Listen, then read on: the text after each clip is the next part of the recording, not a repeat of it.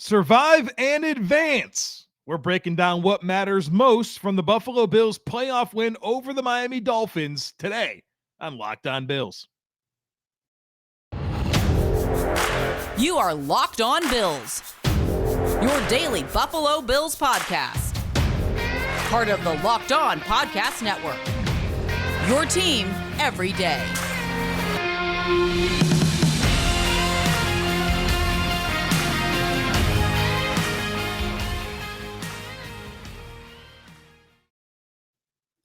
What's up, Bills Mafia? It's Joe Marino from the Draft Network, and I'm your host of Locked On Bills. I want to thank you for making Locked On Bills your first listen every day. And as a reminder to you, we are free and available on all platforms, including YouTube. Happy Victory Monday to you. The Buffalo Bills defeated the Miami Dolphins 34-31 to advance to the divisional round of the playoffs. Folks, that game was closer than expected, but it is the playoffs. Win or go home. Survive and advance. It doesn't matter how you won. It only matters that you did. And all the cliches are applicable for this game. This was a game of big plays.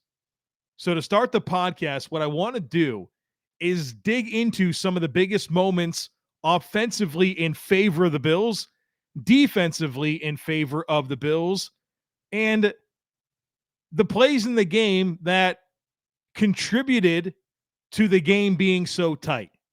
And then after we get through with that, we will be a little bit more traditional with our post-game discussion and be more specific with the things I liked, things I didn't like, and some thoughts on Josh Allen specifically from this football game. But let's talk about the big plays on offense, because that's what this was. This wasn't a very methodical offensive performance. This was a game where the Bills were big play hunting on offense. And there were some really, really outstanding moments doing that. Now, it came with a cost. We'll get into that. But for now, I want to focus on the big plays offensively that contributed to the Bills scoring 34 points and winning this football game. We'll start with midway through the first quarter. 3rd and 15. 3rd and 15. Josh Allen uncorks a bomb to Stefon Diggs. Josh let go of this football from his own 32-yard line. Diggs caught it around the 5. It's like 60 yards in the air. Obviously, a huge play. 3rd and 15. You're thinking about punting. Instead, you got a goal-to-go situation from the 5. And then that set up the insane touchdown throw and catch to Dawson Knox to go up 7-0. Just that play in particular, the rollout to the right, that was an unbelievable example of a quarterback and a tight end that are on the same page, a pinpoint accurate throw from Josh and a really, really good catch along the sideline from Dawson Knox. That's one big play that obviously was huge. 3rd and 15. Don't forget that. He uncorked that bomb. And the Bills get the ball with about 30 seconds left in the first half, 2 timeouts. Miami just tied the game at 17. The first play of the drive is a dime to Gabriel Davis down the right sideline for 33 yards. Then on 3rd and 6 from the Miami 38, Allen finds Davis again for 17 more, putting them well within Tyler Bass's range. He hits a 39-yard field goal, and suddenly the Bills aren't losing going into the half. A game you were leading 17-0, it becomes 17-17. Now you're up 20-17 going into half. You at least feel good about that. How about the 3rd and 6 completion to Cole Beasley? Just under 3 minutes left in the third quarter. 3rd and 6. Little choice route from Cole. Great release and break. Got that inside leverage. Easy throw to the middle of the field. Beasley catch and run for 29 yards. The very next play, Josh Allen finds Gabriel Davis in the end zone near the left sideline from 23 yards out. Josh dropped it in a bucket. And a nice catch along the sideline from Gabriel Davis. Got his feet down, secured the catch. 6 points for the good guys. How about 7 minutes left in the fourth quarter? The Bills are up 34-31. It's 3rd and 1. 3rd and 1. The Bills are at their own 19-yard line. Allen sends it 31 yards down the field to Khalil Shakir, the rookie. Put that ball in between two defenders. Shakir goes up and comes down with the catch to convert a 3rd and 1. That was a huge play in the ball game. The Bills didn't score on the drive. They ultimately punted. But because they got that first down, it took an additional 3.5 minutes off the clock in addition to punting from the 42 and not the 19. Now remember, this was the drive before Miami took the football with their game-winning drive attempt that started at their own 14-yard line. Without that play, that game-winning drive could have looked a lot different, or it certainly would have been a much shorter field for the Miami Dolphins. Also, shout out to Spencer Brown on that same drive for recovering the fumble on the strip sack before the punt, or else Miami would have really been in business for a game-winning drive attempt. The last big play I want to talk about specifically here is Devin Singletary's run to ice the game. 3rd and 7. Devin is contacted 4 yards before the line to gain, and he moves the pile 4 additional yards for the conversion. Some really, really huge, influential plays for the Bills on offense. And not that Miami was going to have a great opportunity with no timeouts, needing to go a significant amount of yards potentially after a punt. If the Bills chose to, maybe they would have had Josh Allen QB sneak it and try to ice the game. But Devin Singletary took care of business there. Some really big plays on offense that obviously changed the game for the Bills. How about some big plays on defense? There were a number of those. We'll start with the Dean Marlowe interception. Dean said after the game that he was out of position. He was working back into position, and through that, he picked off the pass, gave the Bills offense a short field. The Bills turn it into a touchdown courtesy of James Cook from 12 yards out. That James Cook run was really fun. Really good play design there. Zone read, Allen gives to Cook, who takes the ball and runs to his left, where Deion Dawkins and Roger Saffold, the left tackle and the left guard, pulled. He took the ball where they were vacated, and the defense crashes down on the threat of QB power with Josh Allen. Cook sprints off tackle and scores courtesy of a really great block on the perimeter by John Brown. The Bills go up 14-0. How about 3rd and 15? Closing minutes of the first quarter. Trey White gives up some vertical separation to Jaylen Waddle. That's going to happen. Pretty much Jaylen Waddle's faster than everyone in the NFL. So asking Trey White to carry him and stay connected is not really something that he can do. But what Trey White does is a great job of not being concerned with looking back for the football. He just puts his head down, sprints, was able to recover, plays the hands, jars the ball free, and it's incomplete Dolphins punt instead of having a massive completion to put them in scoring position. How about the Kaiir Elam interception? I think this was as big of a play as there was in this ball game. Dolphins are leading 24-20 midway through the third quarter. It's 3rd and 19 from the Miami 8. Kaiir Elam picks off Skylar Thompson to give the Bills offense the ball at the Dolphins' 33-yard line. It's a 3rd and long, right? Like I said, 3rd and 19 from the Miami 8. And him picking off that ball as opposed to the Dolphins punting saves probably at least 20 yards of field position. But I think the big thing is it gave the team a spark. It was a play made. And the Bills scored a touchdown 5 plays later on the touchdown pass to Cole Beasley. And then they scored on their next drive. I think that interception sparked the team. Huge, huge moment. And obviously Dane Jackson got injured in the game. Sean McDermott said he could have came back if necessary, but Kaiir Elam was playing well. How about we just play Kaiir Elam all the time opposite of Trey White? Have your 2 first-round corners out there. Kaiir has ball skills, and we've seen them change football games. This one in particular. He had another big pass breakup on a Tyreek Hill play. Had a big tackle in this game.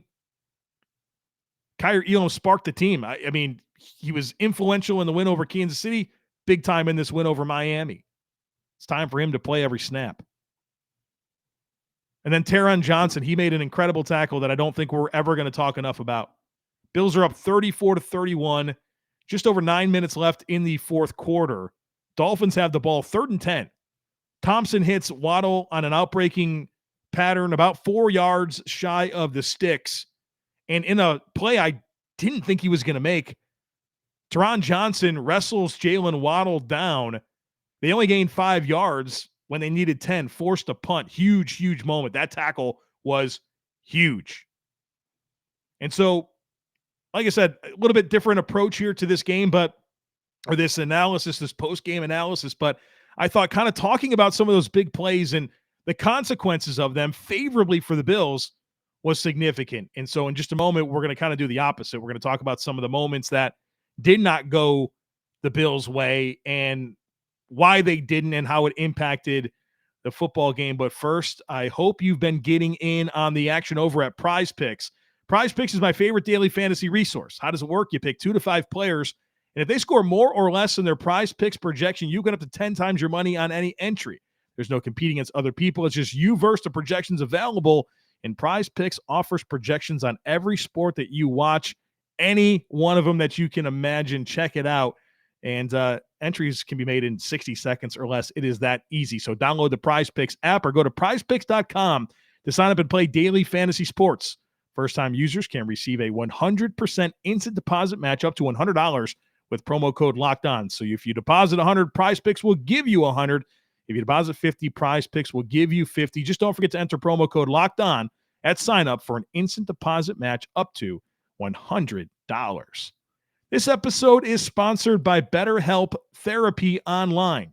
Unfortunately, life doesn't come with a user manual, so when it's not working for you, it's normal to feel stuck. Therapists are trained to help you figure out the cause of challenging emotions and learn productive coping skills, which makes therapy the closest thing to a guided tour of the complex engine called you. Therapy can be so beneficial for you to learn coping skills, self-empowerment, and to overcome challenges so that you can be your best self. Everyone deserves to feel their best. BetterHelp makes it easier to get started. As the world's largest therapy service, they've matched millions of people with professionally licensed and vetted therapists available 100% online. You get all the benefits of in-person therapy, plus it's more convenient, more accessible, and more affordable. Get unstuck with BetterHelp. Learn more and save 10% off your first month at betterhelp.com/lockedon. That's BetterHelp, HELP.com/lockedon.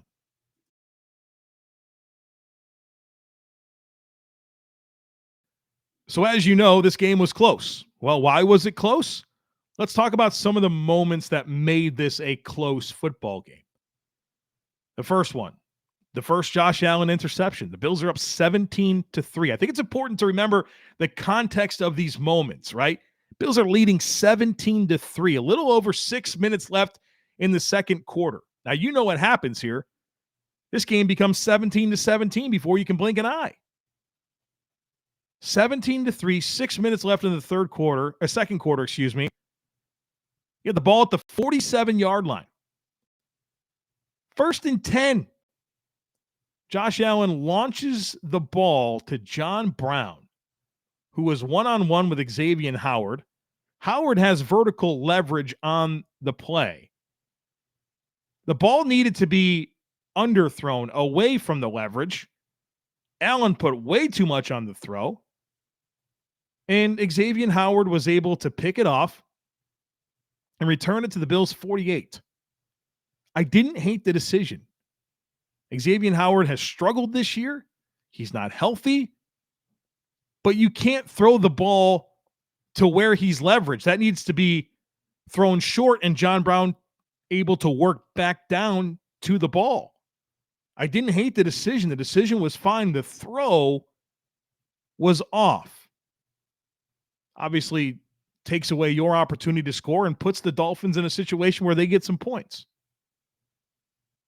The Dolphins' next drive off the turnover, the Bills have them in a 4th and 8. Miami opts to go for it. Skylar Thompson dumps the ball down to Jeff Wilson in the flats, caught 3 yards behind the line of scrimmage. Matt Milano is in great position to come downhill and make a tackle, but he comes in hot, off balance, dives at his legs, and whiffs on the tackle. Then Jeff Wilson obviously has an easy run to get the line to gain. And so Miami gets a first down and then a field goal on the drive.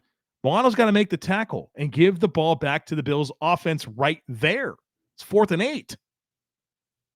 And that wasn't a situation where you needed to come and dive at someone's legs. That was a situation like just get in front of him and wrap him up. And if you don't think you can get Jeff Wilson down in space, like just get him wrapped up and wait for your help to come. Tremaine Edmonds was coming down. That was a bad whiff from Matt Milano, and he's missed that tackle multiple times this season.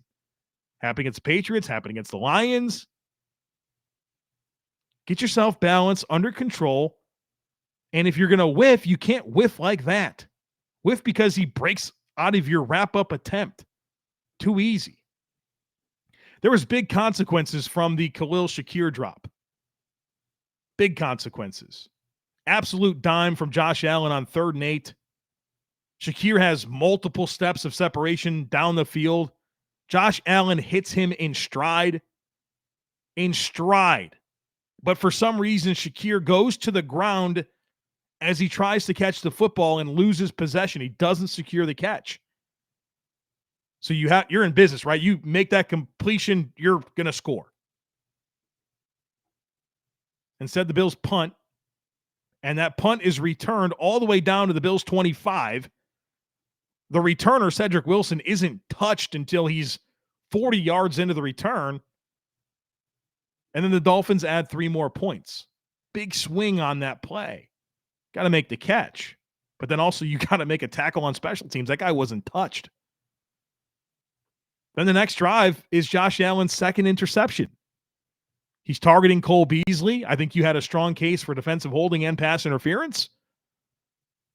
Nonetheless, that doesn't happen, and the ball bounces right into Javon Holland's hands for an interception. The Dolphins start the drive at the Bills' 18. 4 plays later, they score, and we have a tie ball game. The last thing I'll say here before we talk about Josh Allen is coming out of the half. Miami starts with the ball. Defense forces a 3-and-out. You're up 20-17. Offense gets the ball back. The first play, Josh Allen is sacked. He fumbles, and the Dolphins recover and score a defensive touchdown and take the lead. Josh's eyes, after he starts his progression to the right, he works back left. He's got Singletary and Knox open in the flats. Plenty of time to get the ball thrown to them. Instead, he eats the ball and fumbles. While Miami has a free runner off the blind side, Josh has to account for that based on that protection scheme. He didn't. And he fumbles, and the Dolphins take the lead. It was a very easy opportunity to throw hot. You have an unaccounted for runner. You got 2 guys open to replace the blitz with the ball. Instead, you eat the football and fumble it. All that stuff made this a close game. There was just too much chaos, right? Too much chaos introduced into this football game that made it close. And a lot of that's because of the Bills. How about Josh Allen in this game? I don't know that I didn't like his performance. I loved a lot of it, and I didn't like some of it, right? I think that's probably the way to say it. 23 of 39, 352 yards passing, 3 touchdowns passing, 2 interceptions, 3 fumbles, lost 1 of them, 4 rushes for 20 yards. He was big play hunting in this game, and it had some incredible moments. Josh made some awesome throws down the field in the intermediate to deep areas. Big time plays, right? Big plays. You watch the game, you know what I'm talking about. But I think him hunting for the big plays introduced a level of chaos and variance that allowed Miami to make this a game. And I think there has to be a level of balance in the passing game moving forward where you obviously don't want to ever take away Josh Allen's mindset and ability to make big throws down the field. But there has to be a level of patience and a level of intelligently picking those spots. You could throw the ball down the field and have a lot of success, but you also can't rely on low percentage ways to sustain offensive success. When it's not there, you need to be willing to come off of it and take some of your underneath options, of which there were plenty of those instances. And so big play hunt, but if you want to go touchdown to check down, go touchdown to check down. It doesn't feel like we're getting back to the check down. In a moment, we're going to talk about things I didn't like in this game. I didn't like that neither James Cook nor Devin Singletary had a target in this game. I think there was opportunities to work the football down, stay on schedule, stay ahead of the sticks with a little bit more consistency, and you could have balanced out your big plays with a little bit more on schedule stuff to have a much more efficient offensive output. Everything didn't have to be vertical down the field. I think I saw that in the fourth quarter, Josh Allen, and with the lead, Josh Allen's average depth of target was like over 25 yards. That is insane. Oh, by the way, the Bills didn't score any points in the fourth quarter. So I think there's some balancing out. And we all know that against the Bengals, again, I'm recording this podcast before the conclusion of Bengals-Ravens. I don't know who wins that game. Probably the Bengals, right? Against some of these other teams, I worry about being able to get away with some of that. Now, every game's different, has a different narrative, and they play out all in their own unique ways. But I get nervous about some of this high variance stuff and how that can introduce chaos, how that can take away from your rhythm and make games closer than they have to. Right? Because I think we've seen that. Even against the Patriots in Week 18. So just some thoughts as the Bills come out of this game and prepare for the divisional round of the playoffs. I am really geeked out about our new sponsor and partner for today's podcast, the mobile game Ultimate Football GM. If you've ever dreamed about becoming an NFL GM and managing your football franchise, well, your dreams can come true, and this game is definitely for you. You manage every strategic aspect of your team. You play through the season and lead your team to glory. You're responsible for hiring the right coaches and coordinators, trading players, making draft picks, navigating your franchise through free agency and the draft with all the ups and downs of a season. All of this in a challenging and realistic game world. Ultimate Football GM is completely free and playable offline. Play on the go as you want and when you want to. We actually have a league for the Locked On hosts, and we're having a blast. I've heard from a lot of listeners on this. You're having fun too, so check it out. In fact, Locked On Bills listeners get a 100% free boost to their franchise when using promo code Locked On in the game store. That's Locked On, so make sure to check it out today. To download the game, just visit ultimate-gm.com or look it up on the app stores. That's ultimate-gm.com. Ultimate Football GM, start your dynasty today.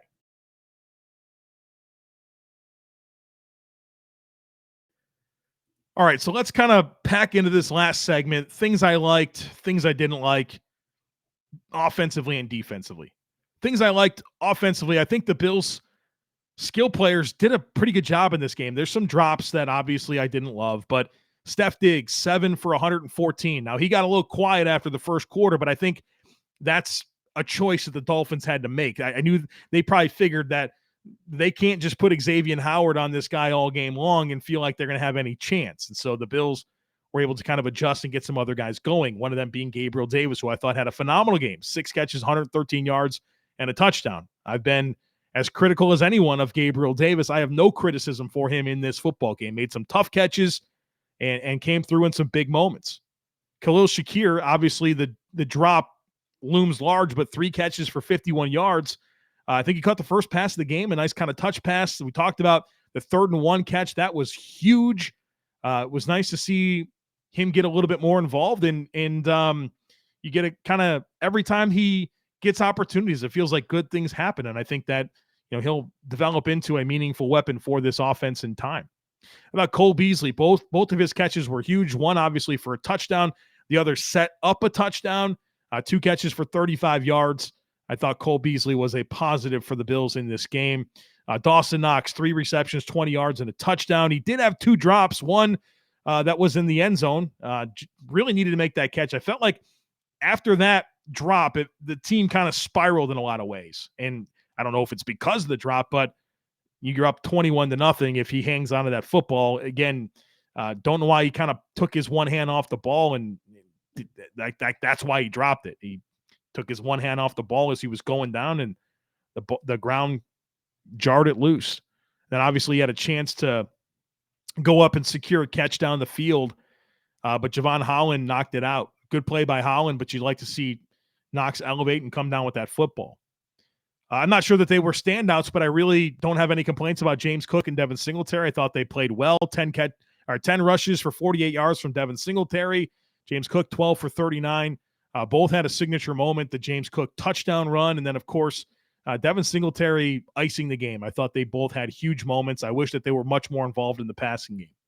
But offensively, say what you want. They scored 34 points. They were 9 of 16 on third down, 423 total yards, 3 out of 4 scoring touchdowns in the red zone. I mean, that's a level of efficiency and production that you're going to win pretty much every time. So you can talk about the method in which they got to 34 points and 423 yards and all the efficiency numbers that I talked about with third downs and the red zone, but that is good enough offense. You hate the lulls. I mean, there were some horrible lulls, and so that gets me into things I didn't like on offense, which I've already mentioned. No targets in the passing game for Cook or Singletary. I don't like Josh Allen getting sacked 7 times and hit 13 more. I think the offensive line got beat some. I thought the protection scheme got beat some.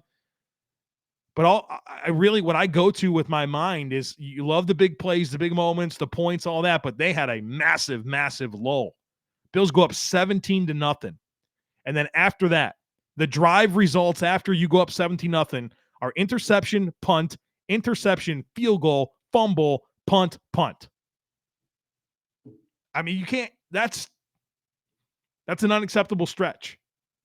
And then in the fourth quarter, you don't score any points. You punt 2 of your last 3 drives when it's 34-31 in the fourth quarter. 34-31, you have opportunity to make it from a 3-point lead to a 10-point lead, or at least make it a situation where they have to score a touchdown to beat you. And a field goal doesn't just tie it, and you punt 2 of those 3 instances. That gave Miami chance after chance. The offense and the special teams put the defense in some really, really bad spots. Miami scored 31 points in this game, and they had one drive that covered more than 40 yards. So for all the big plays and how cool they were, the lack of efficiency really put the team in some hard spots defensively. Defensively, I thought there was a lot to really like from this game. The second level was outstanding. And when I say the second level, I mean Tremaine Edmonds, Matt Milano, and Taron Johnson. Those 3 dudes combined for 22 tackles, 2 sacks, 4 tackles for loss, 5 pass breakups, and 4 quarterback hits. I mean, that's a lot of splash plays from your 2 linebackers and slot corner. Tremaine Edmonds, 4 pass breakups. This dude is an impact player in coverage, and he had some really physical downhill tackles as well. 2 sacks for Matt Milano. Kind of hate that they had to dial up some pressures to get to Skylar Thompson, but it's nice to see Milano come away with 2 tackles. 2 sacks. And we talked about Taron Johnson. He had a pass breakup, and that tackle was huge. I thought he was tight in coverage all day. Thought the defensive backs met the moment. They played the ball so well in the air, which is a very pleasant transition here of late. The Bills' defense had 10 pass breakups and 2 interceptions. Kyer Elam with a couple of those, Trey White with a couple of those, Dean Marlowe, Taron Johnson. I think the Bills' back 7 did a good job of competing at the catch point. Some of that has to do with, Skylar Thompson holding the football, not being on schedule right. That helps.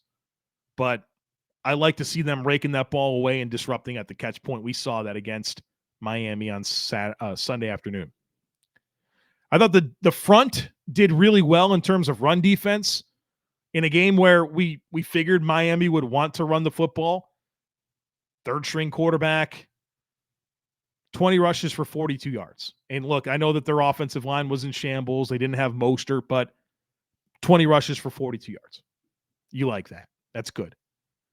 Defense allowed 231 yards, 4 of 16 on third down. The Dolphins averaged 3.3 yards per play. Leslie Frazier's unit did not deserve to give up 31 points. The Dolphins had scoring drives of 38 yards, 18 yards twice, 8 yards, a defensive touchdown, and then, of course, one legitimate 75-yard touchdown drive. Scoring drives of 38, 18, 8, 18, a defensive touchdown, and then one good, legitimate, sustained offensive drive. I mean, the defense deserved a better fate than giving up 31 points. The one thing I'd say is I wish the pass rush was better. Greg Rousseau, AJ Epinesa were quiet in this game. Really quiet.